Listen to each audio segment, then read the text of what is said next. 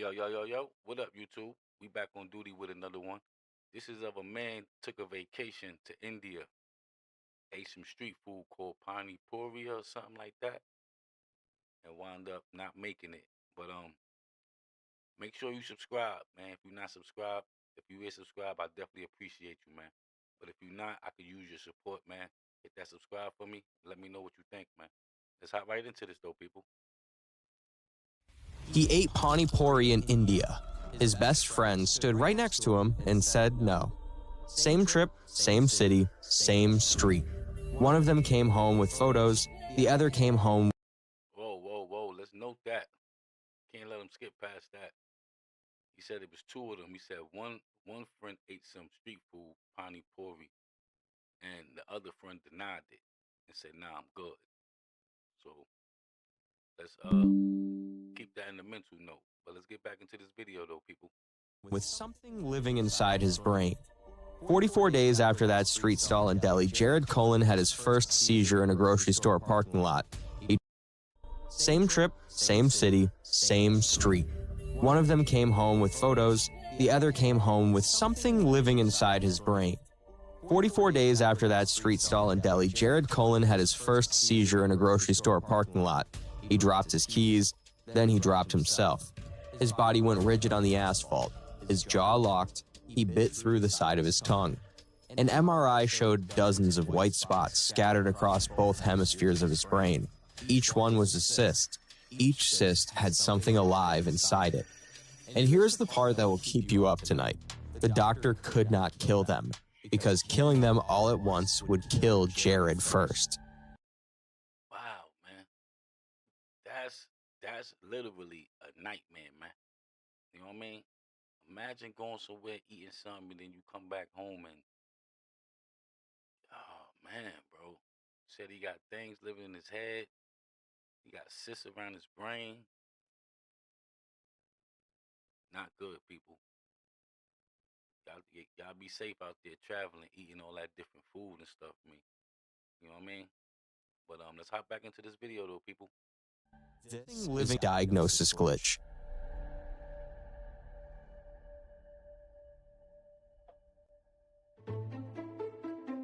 Yo, shout out to Diagnosis Glitch. Reacting to this video. I mean, hope I don't get no trouble for it, people. But let's get back into this.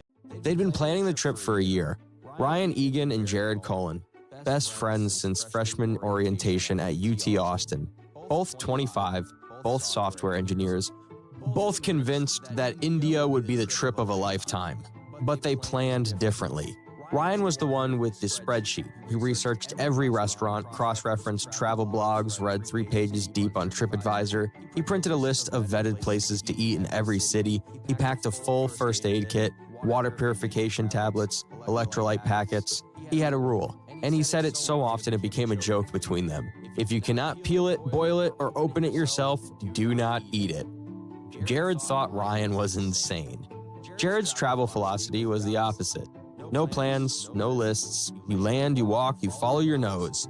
You do not go to India to eat at restaurants with English menus, he said. You eat where the locals eat.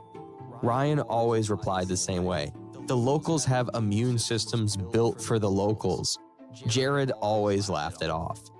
Remember that. I was just about to say, man. They both went there together, but they on 2 different missions. One person is to stay as clean as possible, meaning don't drink none of their water, don't eat none of their food, or eat the food, but at restaurants, you know what I mean? Like certified restaurants. No street food, nothing nobody's making in their house or making on the street, you know what I mean? Because like he said, their immune system is built different than ours. But yeah, let's get back into this, though, people. Remember who listened and who did not, because only one of them is going to walk out of this story the same person. 2 weeks in India, Delhi, Agra, Jaipur. Ryan stuck to the plan. Bottled water only, sealed cap every time. Restaurants with kitchens he could see. Cooked food, served hot, nothing raw. Jared followed the plan for 3 days. Then he got bored. On their 4th night in Delhi, Ryan went back to the hotel early. Bad stomach. The irony of the careful one getting a mild bug from hotel food was not lost on either of them. Jared stayed out. He found a street stall near Chandi Chowk, a Pani Puri vendor. The shells were golden. The filling was spiced potato. The tamarind water was dark and sweet and served from a steel bucket that had been sitting open all day. Jared ate 8. Watched the vendor crack each shell with his thumb, fill it, hand it over. No gloves, no running water at the... He said he watched the vendor crack each one with his thumb. No glove, no nothing sanitary. Nigga said out of a pot that been outside all day. Man, bro, I know you want to experience the full experience, but that's too much, man. But let's get back into the rest of this, though, people. Stall, a bucket, a ladle, and hands that had been working since dawn. It was the best thing he had ever tasted. He told Ryan about it next morning. Ryan stared at him. You ate Pani Puri from a street stall with water from a bucket? Relax, man, it was delicious. I'm fine. He was not fine. He just did not know it yet. Here's what happened inside Jared's body that night while he slept. The tamarind water had been made with tap water. The tap was connected to a supply line that ran alongside open drainage. Somewhere in that water were eggs, microscopic, invisible, shed by a person carrying an adult pork tapeworm in their intestines. Jared did not taste them. He did not feel them. Did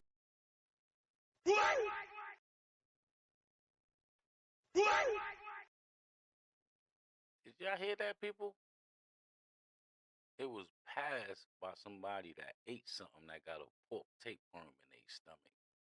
So that means that water is feces water.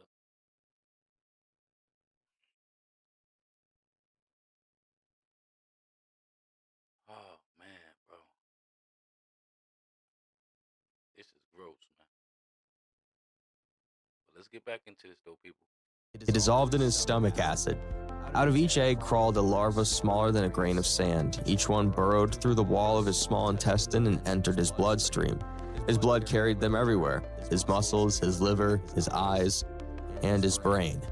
Inside Jared's skull, dozens of larvae burrowed into the folds of his cerebral cortex. Each one built a fluid-filled cyst around itself about the size of a small grape, pressing against neurons, displacing tissue. And then they did something terrible. They secreted chemicals that suppressed his immune system around each cyst. They turned off his body's alarm from the inside. Jared's brain did not know it was being colonized. He spent the rest of the trip feeling fine, ate more street food, took photos, told Ryan he was overthinking everything. They flew home to Austin. Jared showed his coworkers the photos, told the Pani Puri. Said he ate more street food. He didn't know at that point, though. He didn't know what was in him, but why? Risk taker. What? Man, bro, let's get back into this, people. Puri story like it was a badge of honor. See? He said to Ryan, nothing happened. 3 weeks after landing, Jared could not find his wallet. Not the normal kind of forgetting. He stood in his apartment for 10 minutes holding it, unable to process that it was in his hand. He told himself he was tired, jet lag maybe, even though the flight was 3 weeks ago. Week 4, headaches, deep, behind his right eye, like something pressing outward from inside his skull. And this is 1 month after the vacation.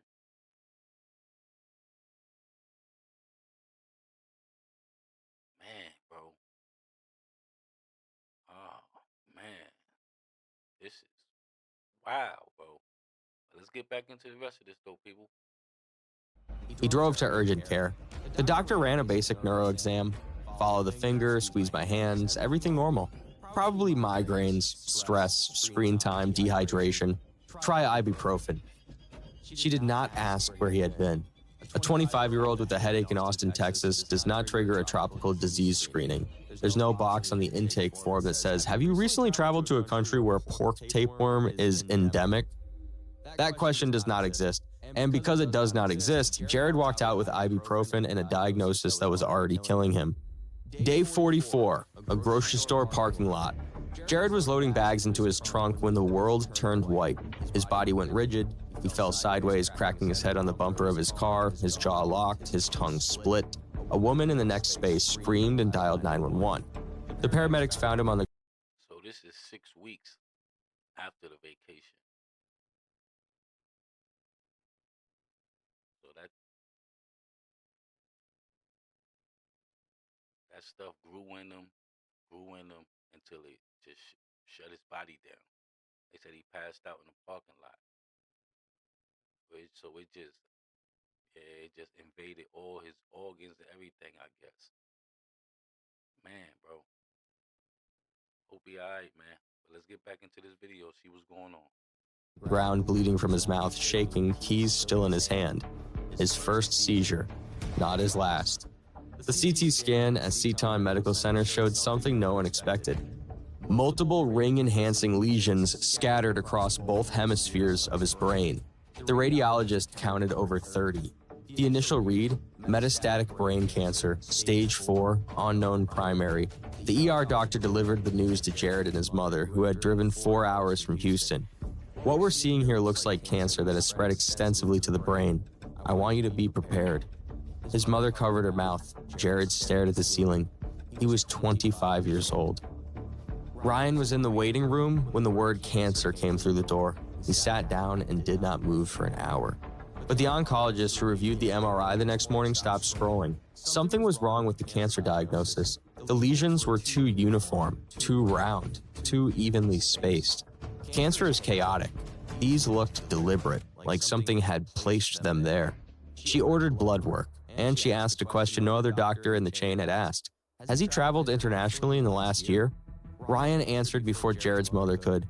India, 2 months ago. The oncologist's face changed. Here's what she suspected, and here's why it matters. There's a parasite that's traveled alongside humanity for thousands of years. The pork tapeworm, Tania solium. The World Health Organization. Look, and you know how bad it is, because as soon as his mother said he traveled abroad to India, the doctor already came up with the diagnosis already. And then once he probably confirmed that he ate that Indian street food, then you already know how that went. But let's get back into the rest of this though, people. Estimates 50 million people carry it right now. It's the single largest cause of preventable epilepsy on the planet, and almost nobody in the Western world has heard of it. Here's how it works. Someone infected with an adult tapeworm sheds microscopic eggs in their feces. If sanitation is poor, if a food handler does not wash their hands, if water runs through contaminated pipes, those eggs end up in food and water. You swallow them, they hatch. The larvae travel through your blood. When they reach your brain, it's called neurocystic cirrhosis. Now here's the part you need to remember. The larvae can sit in your brain for months, years, doing nothing. You go to work, you eat dinner, you sleep. You have no idea that parasites are embedded in the organ that makes you, you. Then they start dying. When a cyst degenerates, it loses its ability to suppress the immune system. Your body detects it, and it responds with massive inflammation. The tissue swells, pressure builds, neurons misfire. That's the seizure. The parasite does not kill you by eating your brain, it kills you by dying inside it. Jared's blood work came back with elevated eosinophils, a mark. Wow, bro, that's crazy. He said it don't die by eating your brain, it dies. No, it don't kill you by eating your brain, but it kills you by when it dies. It forms a cyst around your brain. And man, bro. Let's get back into this though, people.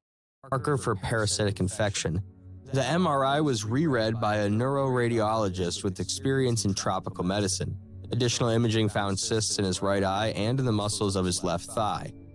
Jared did not have cancer. He had a brain full of tapeworm larvae from a Pani Puri stall in Chandni Chowk. His mother said she did not know whether to be relieved or horrified. She was both.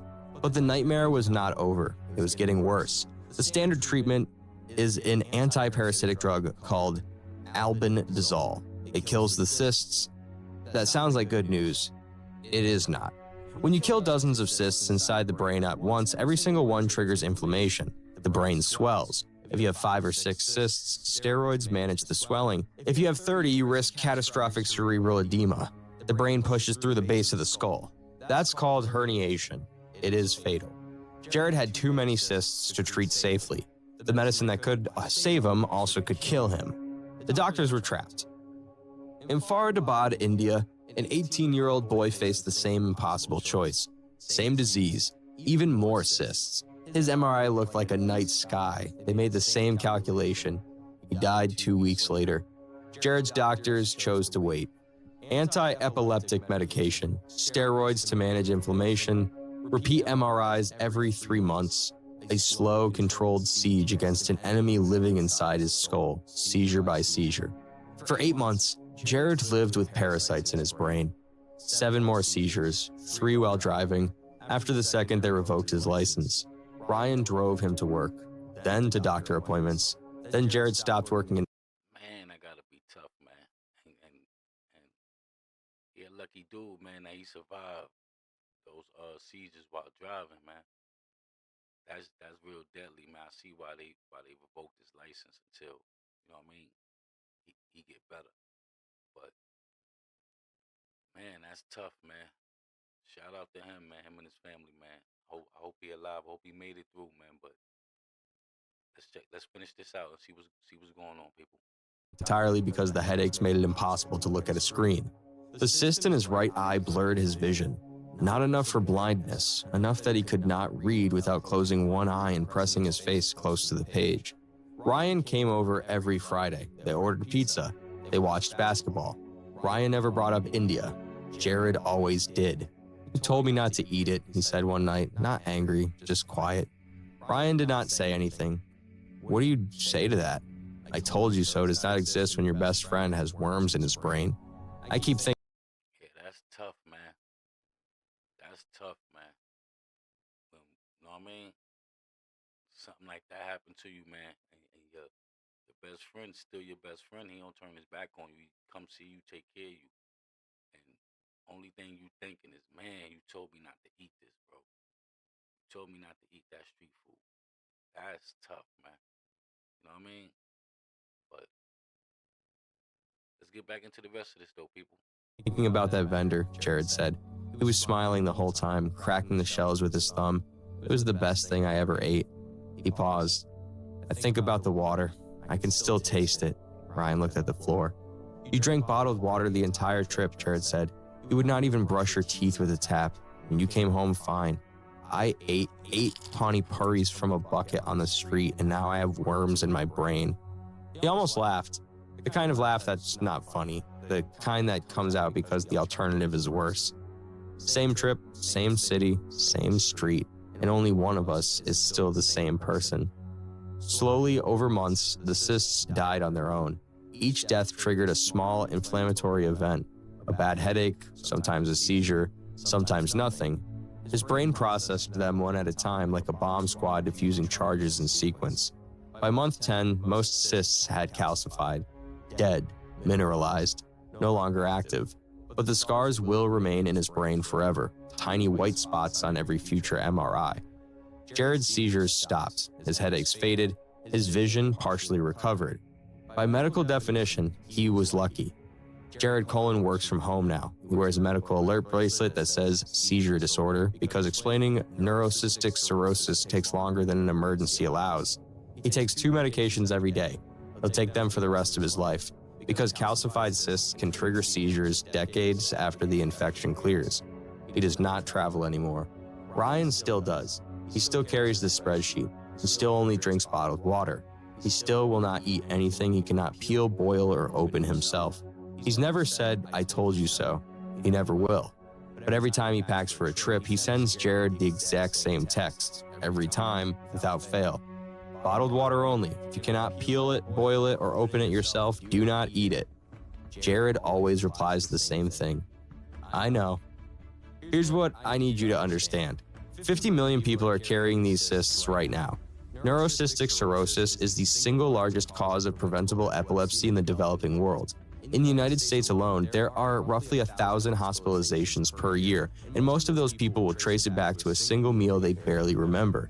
This is not about fear. This is not about avoiding travel. Go to India, go to Thailand, go to Mexico, go to Peru. The world is worth seeing. The food is worth tasting. But the difference between Ryan and Jared was not courage. It was not luck. It was a choice. One of them drank from a sealed bottle. The other drank from a steel bucket that had been sitting in the sun since dawn. Same trip, same street. One walked away fine. The other came home with something alive inside his brain. You're going on a trip soon, or you just came back from one, or you're planning one right now. Here's what the doctors will not tell you, because most Western doctors do not even know these diseases exist. Bottled water, sealed cap every time. If a restaurant does not have a visible kitchen, walk out. If you cannot see the water source, do not drink it. If the food is raw, if the water is open, if the vendor has no soap and no gloves, the food is not worth the story. And if you come home and weeks later something feels wrong, a headache that will not quit, a seizure that comes from nowhere, a fog that was not there before, tell your doctor where you went. Tell them what you ate. Say the words, "I need to rule out neurocystic cirrhosis." They will not think of it. You have to. The scariest thing about this disease is not the worms, it's the delay. You eat, you smile, you fly home, you tell the story at dinner parties, and weeks later you discover that the best meal of your trip was the worst thing that ever happened to you. Two friends walked down the same street in Delhi. One said yes, one said no. That was the only difference. That was the entire difference. This is Diagnosis Glitch. All right, man. That was a good video, man. Shout out to Diagnosis Glitch. Uh, if you stood this long, people, I appreciate you, man. Definitely appreciate you. If you're not subscribed, I need your help. Hit that subscribe button for me. It costs you nothing. Uh, if you is subscribed, I definitely appreciate you, man. Make sure you stay notified when I drop these videos. You want to see another good video? Click this video above, the video in this other corner, and I'll catch you on the next one, people. Peace.